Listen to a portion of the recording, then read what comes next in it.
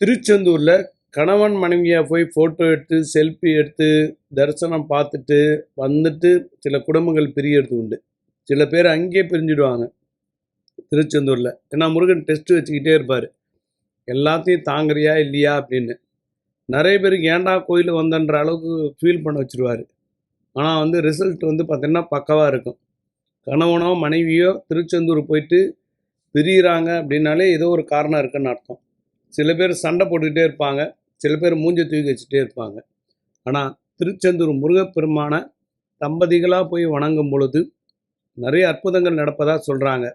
சண்டையும் வரும், சந்தோஷமும் வரும். சில நேரங்களில் திருச்செந்தூர் முருகப்பெருமான் குடும்பங்களை பிரித்து விடுறதும் உண்டாம், ஒருத்தரை ஒன்றுமே இல்லாமல் பண்ணுறதும் உண்டாம். கர்ம வினைகளுக்கு ஏற்ற மாதிரி தான் இந்த கோயிலுக்கே வர முடியுன்றாங்க.